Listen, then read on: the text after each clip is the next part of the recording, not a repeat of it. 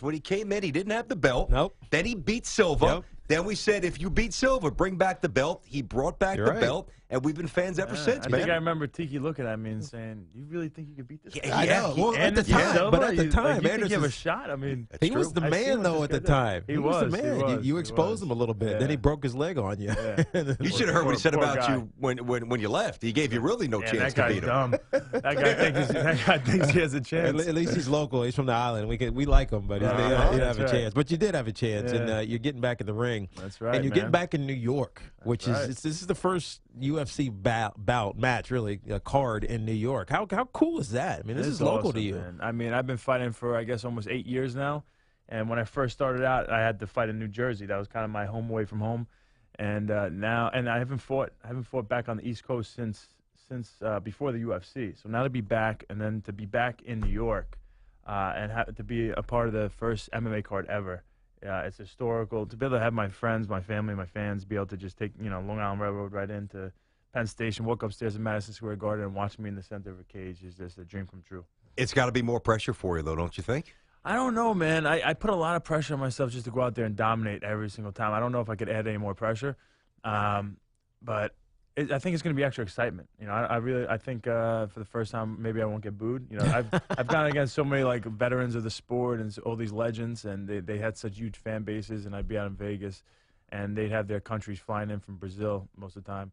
And I hear the boos. I think this time I think we'll have some East Coast you gotta love, get some cheered. East love, yeah. But this So is it's also exciting. this is your first fight since you lost to Luke Rockhold. How you feeling? Like physically, it's been a while. You had a couple injuries, your back, or I think something with your spine. So how you feeling? Spinal. Yeah. It's spinal. Oh, is that all? Isn't that Broke what it my was? back. What did you do? No. So I had my first career loss against Luke Rockhold in December, and then we had a scheduled instant rematch to get that belt back in June, and then 2 weeks before that I had to pull out because of my neck. Yeah, neck. So I had a serious neck issue that was miserable, and I took a couple weeks to figure out. I had to pull out of the fight. It was I couldn't fight with it, and I just spent a lot of time going to different doctors, and I got this non-invasive surgery from Dr. Rue actually in Manhattan, and it's unbelievable. 6 weeks later, I was completely cleared to do anything I want, and have had no setbacks at all. Was it a vertebrae thing? Yeah, like it a was, disc? What was it? yeah, the disc. So both two discs were herniated. Like So I said, spine. spinal. Yes, pretty much the spine. And they just kind of cleaned it out. I didn't have to get fusion or anything like that, where it kind of manipulates your body for the rest of your life. So if you had fusion, your career's over. yeah, you can't know, fight with that. fusion. No, they say fusion is like the gold standard of fixing the issue right now and then. Like so, you're good. But 10 years from now, you might not be feeling too good. And Gotcha. once you've felt the pain and the pain of like a spinal issue, you never want that for the rest of your life. So No, I I've took my had back time. issue, and I trust me when it They shoots say it's down your leg. number one cause it's of the worst, depression. man. It's terrible. It changes your whole day. Yeah, it you ruins could be it. the happiest person once that starts shooting down your The leg. nerve pain. Yep. It's nothing Thank like God it. it's all right now, but Yeah. I hear you.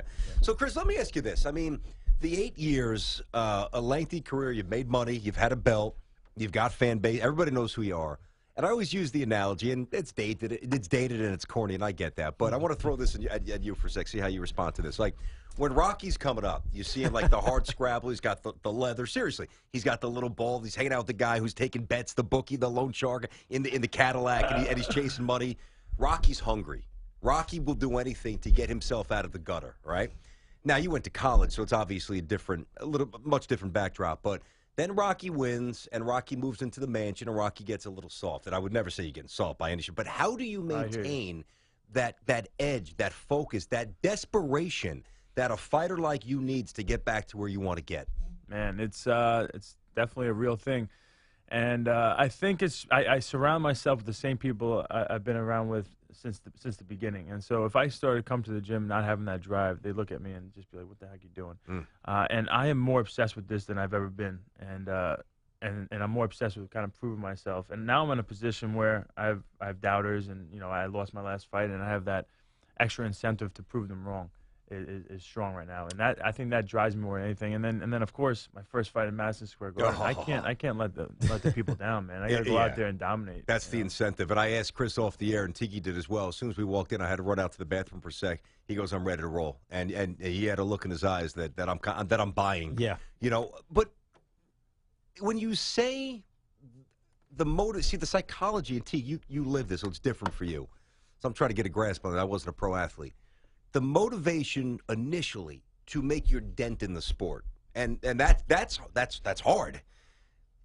Isn't it harder to do that than to prove that you're still a champion? Like, what I would almost feel like infiltrating the sport was the wind behind you almost more so than now, because you already made it. We already know Chris Weidman, he was a champion. Yeah. You proved yourself. Yeah. Does that make sense? Yeah. I mean, I definitely have accomplished some things, but I haven't got to the point where I'm sitting back and looking at that and being okay with it. I still have a lot of goals that I need to accomplish. And not content yet. I'm not content yet. Okay. Yeah, okay. Yeah. I wouldn't be able to retire right now and be like, you know what? I did everything I feel like I could have done with my talent and the potential. Something on the table still for you. Yeah. Got it. Yeah. So you're 32 years old. Your fight at UFC 205 is against Yoel Romero. Yes. Tell us how you get back to a title fight? How does that happen? Honestly, I go out there and I go out there and win anyway. I'm getting the title fight, but I go out there and dominate. That's the goal. Is go out there and completely dominate this guy and kind of show the rest of the division that I'm a step ahead. Now he was Romero PED suspension back in, what was it, April? I think it was 6 months ago. Yeah, 6 months ago. Yeah, he got off suspension. You worry about that or no? Man, guys, I can't be worried about that. I guess before the USADA came in and started randomly drug testing, I think I was probably fighting a lot of people on steroids. Actually, most of the guys I fought, every single one of them actually, Anderson Silva, Lyoto Machida, Vitor Belfort, they've all got popped for steroids. So I guess this whole time I've been fighting guys on steroids anyway. So I'm hoping that him failing a drug test is kind of slowed his PED use down. I have a feeling he's been on steroids for a long time, and I think mentally to just come off steroids is going to be hard. So I'm going to guess he's probably still on something, but maybe not as much. It's almost like The Play. You ever see the movie The Program? Oh, yeah. Okay. Yeah, Zatka. Is that a great movie? Kill them all, let the paramedics sort him out. He loves to quote movies, this guy. Love him. The Play at the goal line where the guy who was juicing, the special teamer who actually then carved out a big roll, he started juicing. When he's got off the juice, play at the goal line, you don't have that enhancement. His eyes You're were getting pushed tearing back. up. Yeah, exactly. You have it. Chris Weidman's with us here on Tiki and Tierney in studio. What exactly happened? Because we had Rockhold at the Super Bowl, and we were kind of talking more about what was in his future rather than in the past. I know you don't like to live in the past; nobody should. But what is your brief summation? What went wrong for you that night? Man, at the end of the day, I hate making excuses. And we were booked for that instant rematch, so I had to let people know on why I lost that fight. Yep. But at the end of the day, now I'm not fighting him right now. I'm fighting, and he already lost his belt. He didn't defend it. He lost to Michael Bisping. Yeah. So at the end of the day, well, I'll get that back. I'll get that fight back. But I want to I win this fight and then fight Michael Bisping, beat him up, and then hopefully Rockhold. He's injured now. Hopefully he comes back, and then we'll fight for the belt again. What's the game plan for Romero? Yeah. What is he all about? Yeah, I don't know much about him. He's a muscular dude. Too much lactic acid is going to fill up. So just like me, we have a lot in common. Yeah, he's failed the PED test, so that'll tell you. Run him around for a little bit. Run him around for a little bit. Pressure, bust pipes. And so I'm just going to pressure. What's his strengths? He got a heavy hand. I mean, yeah, he's very explosive. He's a good athlete. He was an Olympic wrestler from Cuba. He's good. He's definitely a good, dangerous fighter. But I think when you put a lot of pressure on him, and I don't think he's ever faced anybody like me with the wrestling and the striking. I think I'm on a different level. Chris, now I know you're married. You have 1 or 2 kids? I have 3 kids. You have 3? Yeah, just flying them out, man. Okay.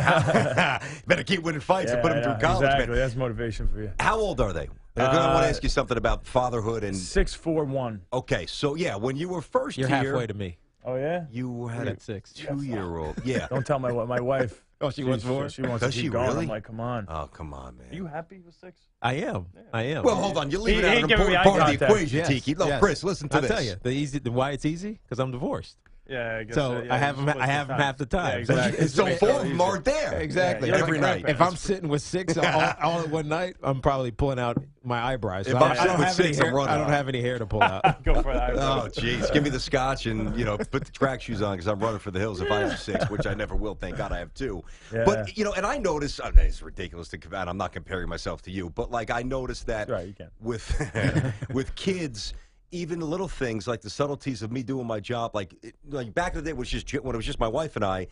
Not that I would say shh or be quiet, but I mean, like, she knew if I had to hear something, she knows my lifestyle. Take a note, make a mental notation, help me with my job. With kids, you can do it. It doesn't matter what you do; they're not going to be quiet. No, they want to be. I'm busy. They want to be heard. They're getting heard. Yeah. So how is it? It's got to be much more complicated for you to remain razor focused as a fighter.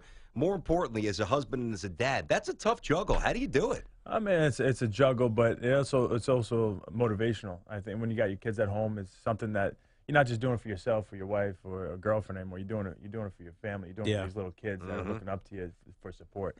So I think that extra push disqualifies anything negative that it would bring or distraction.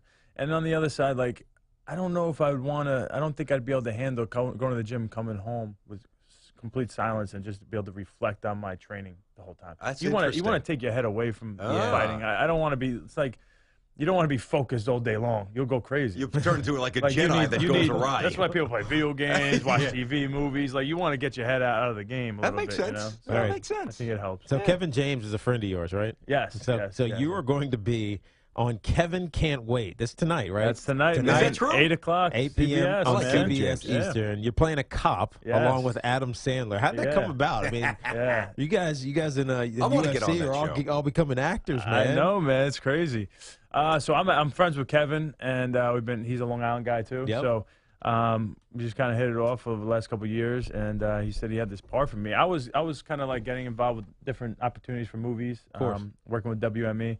And I didn't, it was one of those things like, I guess I'll do acting. I never was passionate about it. I guess I'll do it just because a way to make money after I'm done fighting and start segueing in.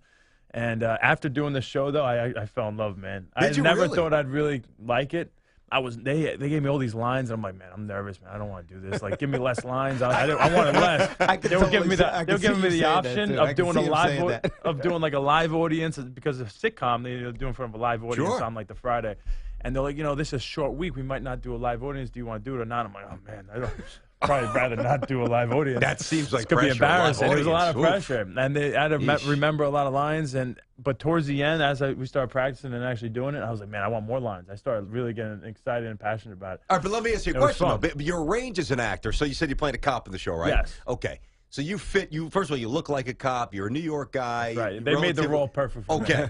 Can you deviate from that down the road, and can you play a role that's, very different from who you are day to day? That's the challenge. I was happy I wasn't a fighter in this. That was a good thing. I wasn't Chris Weidman. I wasn't like the guy who's getting beat up at the end of a movie, an action movie, which at some point might happen. But it's good to kind of this is a comedy role I was doing, so it does kind of separate myself from a lot of the other fighters that just go in and you get beat up at the end of a movie or beat somebody up. But I don't know, man. I didn't know if I didn't think I really could do this, and I did I thought I did a good job. They thought I did a good job, and I had a lot of fun doing it, which is the most important thing. So when you get that role where I don't know about like a method actor. Like, that's what I mean. When you get that role, like a deranged, serial killer who just lives by himself. But he could do that though. He could do this. He could do the serial deranged guy. I don't know. Let's hear an accent, Chris. Give us something. I could do that all day. Well, that's easy. Give us a Spanish accent. Can you do something like that? Anybody can sound like Brooklynese. I can speak Spanish. I'm done. I can't. Don't do this to me. What is a Spanish accent? I don't know. He's the actor. Let him tell you. What do I know? I'm not the actor yet. Come on. I can play the perfect cop. That's about it. When they give you the role where you have to cry, that's what I want to see. I hope they have some drops they can pour in there. What time are you going to actually step into the ring on set? Do you know exactly? So the pay-per-view starts at 10 p.m. on the East, and I will probably be stepping in. I'm the second fight on pay-per-view, so I'll probably be going in like 10:30, 10:45. What time do you get to the Garden, like logistically? Because as you mentioned the airline, do you take a car? You're not going to take the train. Well, how does your day begin the day of the fight? I really wish I could stay home and just take the car right into Madison Square Garden, but the UFC is going to have me in the hotel. Oh, they are? Yeah. Okay. I got a billion things, obviously media and stuff like that I got to do all fight week, cut weight. I'm going to have my coaches. That's right.